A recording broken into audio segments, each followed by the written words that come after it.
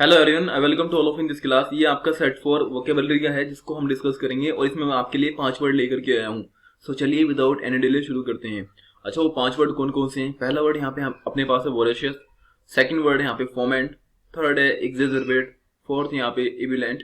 And the fifth word is delude. ठीक है, ये अपने पास 5 वर्ड हैं। इनको हम वन बाय वन कर करके इनकी वर्ड प्रोफाइल क्या है, सिनोनिम्स, एंटोनिम्स एंड इनको आप सेंटेंस में कैसे यूज कर सकते हैं, इन सब चीजों को हम देखेंगे। सो देखते हैं पहला वर्ड आपके सामने यहाँ पे वोरेशियस। अच्छा, वोरेशियस का मतलब क्या होता है?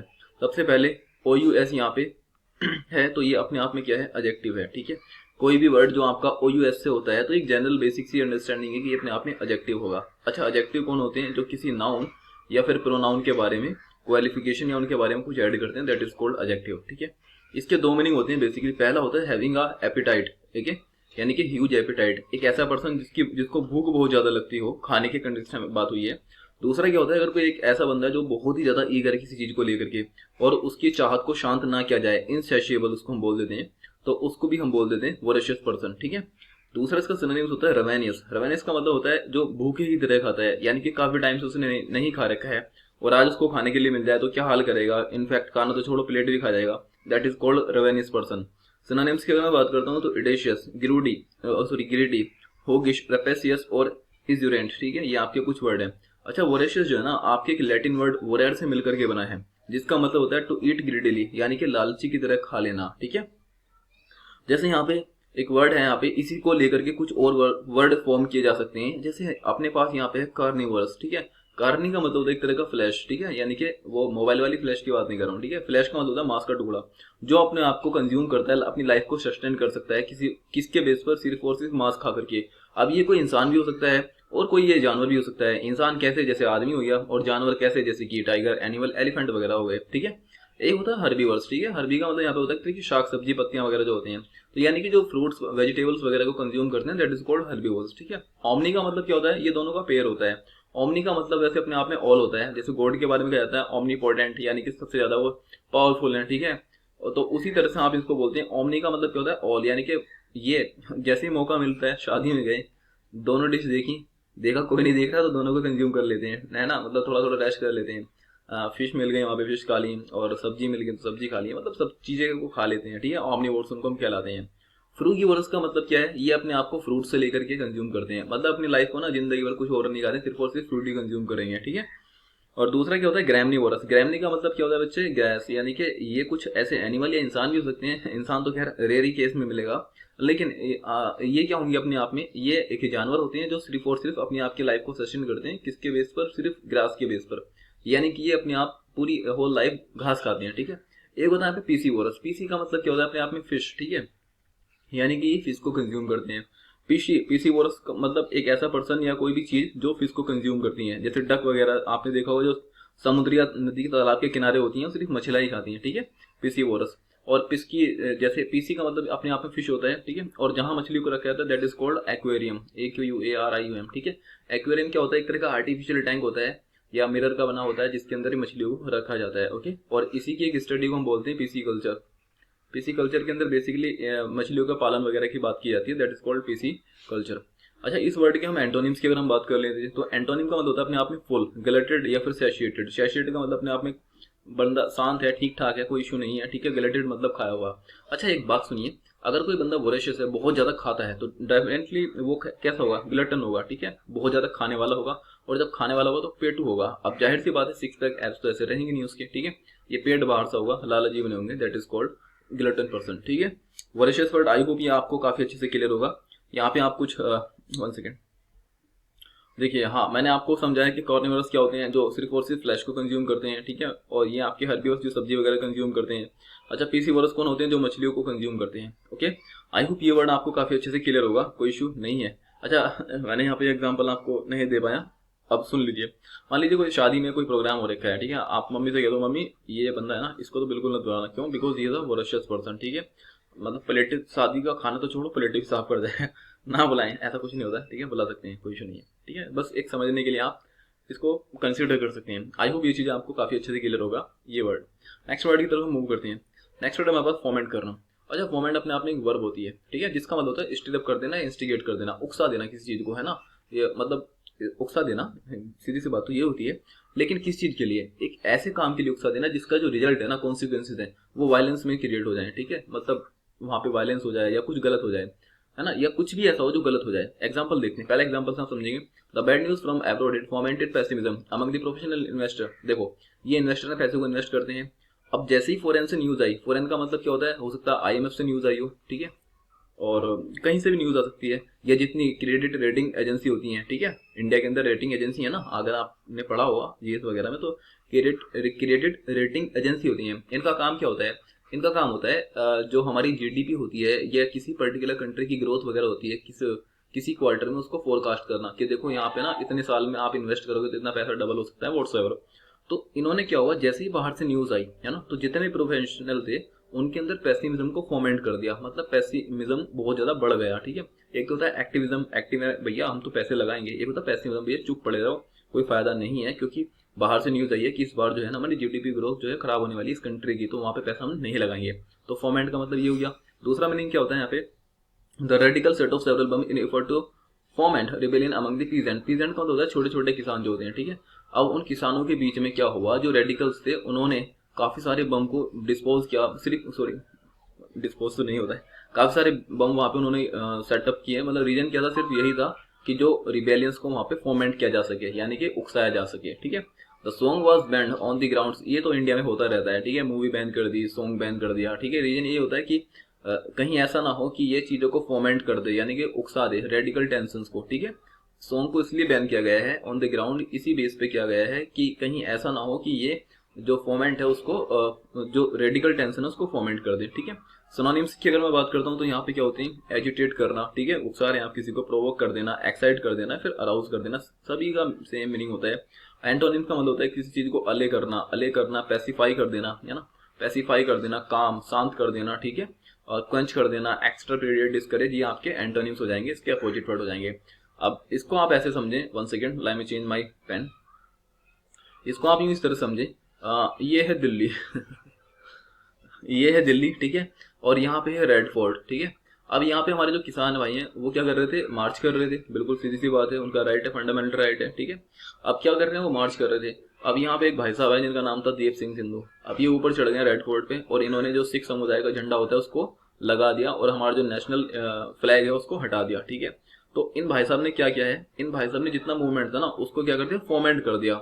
फोमेंट करने के बाद क्या हुआ, दिल्ली पुलिस एक्टिव हो गई, फिर लाठीचार्ज वगैरह हुए, तो रिजल्ट क्या हुआ, रिजल्ट वायलेंस वाला क्रिएट हो गया, ठीक है, क्लियर है। तो वही मैंने आपको जो शुरू में बताया था कि कोई ऐसा काम कर देना, कोई किसी को ऐसे उकसा देना जिसका रिजल्ट जो है बहुत नेगेटिव इंपैक्ट में आए, वायलेंस क्रिएट हो जाए, वही काम फिर दिल्ली पुलिस ने किया था। आई होप ये वर्ड भी आपको काफी अच्छे से क्लियर होगा। नेक्स्ट वर्ड की तरफ हम मूव करते हैं ना, यहाँ पे आप इमेज में देख सकते हैं, इन मैडम ने इनको कुछ बताया और उन्होंने घर जाके जो तबाही मचाई अपने हस्बैंड के साथ, दैट इज कॉल्ड फोमेंट हुई चीजें, ठीक है।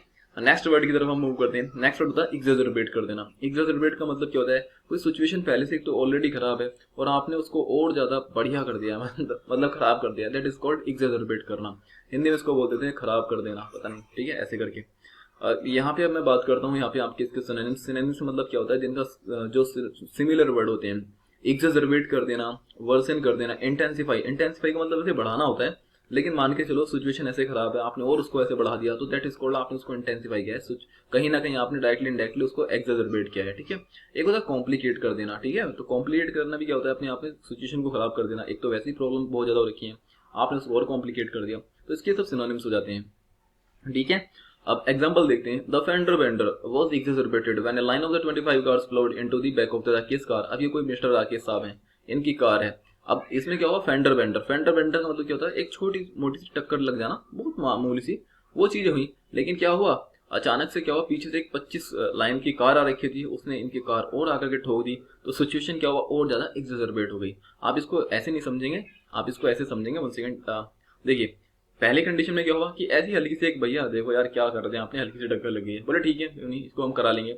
लेकिन दूसरी सिचुएशन में क्या हुआ, यहाँ पे दूसरी सिचुएशन में ऐसी कंडीशन हो गई, आप क्या कराओगे इसका, ठीक है। तो ये पहला वाला जो था, 1 सेकेंड, ये जो है फेंडर बेंडर, फेंडर बेंडर ये वाला है, और उसके बाद जो एग्जैजरबेट हुई ना वो ये वाली सिचुएशन है, ठीक है। ये सेकंड सिचुएशन, ये फर्स्ट सिचुएशन। आई होप ये आपको काफी अच्छे से क्लियर होगा। नेक्स्ट वर्ड होता है अपने पास यहाँ पे इब्युलेंट। इब्युलेंट का हिंदी मीनिंग होता है वैसे जोशीला, यानी कि मतलब जोशीला वगैरह ऐसा कुछ नहीं होता, एक्टिव जो होता है, ठीक है। इब्युलेंट है एडजेक्टिव, किसी पर्सन के बारे में बात की है। बॉइलिंग या फिर बबलिंग विद एक्साइटमेंट, यानी कि एक्साइटमेंट को इतना ज्यादा एक्साइटमेंट है बस पूछो ना। जैसे आप यहाँ पे देखेंगे ये क्या है, स्टेडियम है, और स्टेडियम में इतने सारे यहाँ पे ऑडियंस बैठे हुए हैं, तो ये मैच को देखने के लिए क्या है, बहुत ज्यादा इब्युलेंट है, ठीक है, एक्साइटेड है। एग्जाम सिनोनिम्स की अगर मैं बात कर देता हूँ तो सिनोनिम्स इसके यहाँ पे होने वाले हैं इलेटेड, जॉन्टी। जॉन्टी ये वर्ड एक जॉन्ट से मिलकर के बना है। जॉन्ट का हिंदी में होता है जमवाड़ा। अब नहीं समझ होंगे कैसा होता है, देखो जॉन्ट का मतलब होता है जब आप बहुत सारे लोग एक साथ इकट्ठे जाते हैं, चलो पार्टी करेंगे, पार्टी ऑल नाइट, तो वहां पे आप क्या करते हैं, जॉन्ट होते हैं, तो that is called Jonty. Elated का मतलब बहुत ज्यादा, बहुत ही बंदा खुश होता है कोई। इफोरिक का ये भी स्टेटस होती है, मतलब ये भी सेम मीनिंग होता है इफोरिक का, ठीक है, इफोरिस से मिलकर के बना है। फुल ऑफ बीन्स का मतलब भी अपने आप में एक तरह का यही होता है, एक्सुबरेंट, ये सब इसके सेम मीनिंग होते हैं। वहीं पे एंटोनिम्स की बात करता हूँ तो डिप्रेस होना, मिलन चोले अपने आप में काफी अच्छा वर्ड है, ठीक है, डिजेक्टेड या फिर वेबेगोन। वेबेगोन का मतलब क्या होता है, किसी के ऐसे हालात आपको दिख रहा है, फटे हाल दिख रहा है, तो आपको लग रहा है देख करके बहुत ज्यादा दुखी है, ठीक है। इविलेंट नहीं है वो, इविलेंट का मतलब तो अपने आप में एक्साइटेड रखा है, लेकिन यहाँ पे वेबेगोन का मतलब क्या, आपने उसको देखा रहे यार, दूर से लग रहा है देख करके भाई बंदे की हालत खराब है, दैट इज कॉल्ड वेबेगोन, ठीक है, ओके। अब दूसरा इसका मैं मीनिंग की यहाँ पे बात करता हूँ तो एब्यूलेंट एक पर्सन भी हो सकता है जो ओवरफ्लो हो रखा है अपने एंथुसिज्म को लेकर के, तो उसको आप एब्यूलेंट बोल सकते हैं। एग्जांपल की अगर हम बात करते हैं, Marvel was ebullient when her fairy godmother said she could use one of the 3 wishes. देखो ये क्या है, कोई बच्ची है, इसके पास 3 विशेस हैं, बाद में क्या हुआ, गॉड फेरी ने कहा कि बेटा एक विश से अपनी 3 विश को और मांग सकते हो। वो एक पिक्चर वाला सीन है कि आप एक की हेल्प ना करके ना 3 की हेल्प करो, ठीक है। आप थैंक यू ना कह करके, आप एक की जगह आप थैंक यू ना कह करके 3 की हेल्प करो, फिर वो 3 आगे 3 की, फिर 3 ऐसे ऐसे करके, ठीक है। वहां पे बेसिकली वो 3 3 3 9 9 3 27 81, ठीक है, इस 243 और 9 7 29, ये सब चीजें वहां पे चलती रहती हैं। तो उनका भी कहने का मतलब यही होता है, सिमिलर चीजें यहाँ पे हैं, ओके। तो वो लड़की क्या हो गई थी उस टाइम पे, इविलेंट हो गई थी, बहुत ज्यादा खुश हो गई थी। आई होप ये वर्ड भी आपको काफी अच्छे से क्लियर होगा। नेक्स्ट वर्ड की तरफ हम चलते हैं जो कि अपने पास है, 1 सेकेंड। नेक्स्ट वर्ड है डिल्यूज। अब डिल्यूज का 2 मीनिंग होते हैं। पहला मीनिंग तो होता है अपने यहाँ पे बाढ़ आ जाना, फ्लड जिसको आप बोल देते हैं हिंदी में बाढ़, ठीक है, ऐसे लिखा था, ठीक है। दूसरा होता है अपने आप में यहाँ पे जब इसको ना फिगरेटिवली बहुत बड़ा चढ़ा करके यूज किया जाता है। कैसे किया जाता है अभी आपको बताऊंगा, मीनिंग समझ लेते हैं। An overflowing of land of water, यानी कि पानी जो है ना बहुत ज्यादा ओवरफ्लो हो गया है। जैसे बिहार में यहाँ पे फ्लड आती रहती है, तो बिहार में क्या होती है, डिल्यूज आती है, ठीक है। एक होता है ओवरवेलमिंग अमाउंट ऑफ नंबर, किसी चीज का नंबर, ठीक है, जो बहुत ज्यादा हद से बहुत ही काफी बड़ा नंबर हो, दैट इज कॉल्ड डिल्यूज। कैसे अभी बताऊंगा आपको। फ्लड होना या फिर इनंडेशन बिल्कुल सेम है, ठीक है। वही सब चीजें जो मैंने आपको बताई थी। चलो अभी इसका एक एग्जांपल देखते हैं, ये क्या एग्जांपल है। The distraught owner was deluded by phone calls last week. अब ये कोई डिस्ट्रॉट ओनर है, इसको हमने कैसे यूज किया, फिगरेटिवली। अब यहाँ पे किसी फ्लड की बात नहीं हुई है, अब ये क्या है, कोई ओनर है किसी कंपनी का, बहुत ज्यादा डिस्ट्रॉट है, यानी कि परेशान बेचैन है, ठीक है, उसको हम बोलते हैं डिस्ट्रॉट। इसको क्या हुआ, पिछले हफ्ते इतनी कॉल आ गई कि डिल्यूज हो गया। क्या ये फोन से, क्या एक फोन कॉल से बह गए हैं, नहीं। क्या फोन कॉल की बाढ़ आई है, बिल्कुल भी नहीं।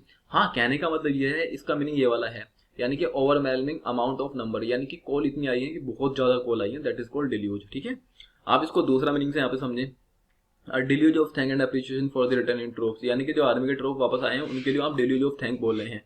यानी कि ऐसे कैसे हो सकता है, यानी कि एक नॉर्मल थैंक हो गया, लेकिन आप डिल्यूज का मतलब क्या होता है, फिगरेटिवली आप चीजों को ऐसे एक्सप्रेस करें कि आप बहुत ही बड़े अमाउंट में, बहुत ही बड़े नंबर में आप डिल्यूज कर रहे हैं, आप उनको थैंक यू अदा कर रहे हैं अपना, ठीक है। जैसे आपने सुना होगा ना कि मान के चलिए 2 पेपर हैं, एक बच्चे को मिला इसको, एक इसको, तो इसमें भी इस कुछ एरर की इस बच्चे ने, और इसने बहुत ज्यादा एरर की, तो टीचर बोलते हैं इसका पेपर क्या चेक करना, इसने तो डिल्यूज ऑफ मिस्टेक की है। क्या की है, डिल्यूज ऑफ मिस्टेक की है। अब वहां पे डिल्यूज का मतलब बाढ़ नहीं होता, वहां पे ये है कि बहुत ही बड़े अमाउंट में, बहुत ही बड़े नंबर में उसने क्या की, बच्चे ने मिस्टेक की है, ओके। सिनोनिम्स की अगर मैं बात करता हूँ तो flood, inundation, spate, downpour, ठीक है, ये सब इसके सिनोनिम्स हो जाएंगे। एंटोनिम का मतलब ड्रिजल, हल्की हल्की जो स्प्रिंकलिंग होती है ना, जैसे फव्वारा चलता है अपना, इस तरह की चीजें होती हैं, दैट इज कॉल्ड ड्रिजल। या फिर बारिश अगर हल्की हल्की होती है, that is called drizzle, missile, ये सब आपके यहाँ पे एंटोनिम्स हैं। आई होप ये भी वर्ड आपको काफी अच्छे से क्लियर होगा। देखो पहली सिचुएशन तो यहाँ पे है, फ्लड आ गई, ठीक है, आप इस इमेज को देख करके क्लियर कर सकते हैं। तो ये वाला जो सीन है ये फ्लड से रिलेटेड है। अच्छा, दूसरा वाला जो सीन है ये वाला, ये फिगरेटिवली सीन्स है। 1 सेकेंड, ये वाला जो सीन है ये आपका फिगरेटिवली है, ठीक है, मतलब बड़ा चढ़ा करके थैंक यू, ऐसे बोर्ड लगा करके थैंक यू सर, ऐसे कैसे हो सकता है, ऑब्जेक्ट विजिबल, ठीक है। आई होप ये काफी ये वर्ड जो मैंने आज आपको समझाए हैं काफी अच्छे से क्लियर होंगे। इनकेस कोई भी अगर डाउट है तो कमेंट सेक्शन तो आपका लिखा है नीचे, आप उसमें लिख सकते हैं, कमेंट सेक्शन ओपन है, सॉरी। और आप क्या चाहते हैं, कैसा है, आप इनको बताएं, और चीज़ों को शेयर वगैरह आप करते रहें तो मुझे अच्छा लगेगा थोड़ा सा, okay. Thank you so much.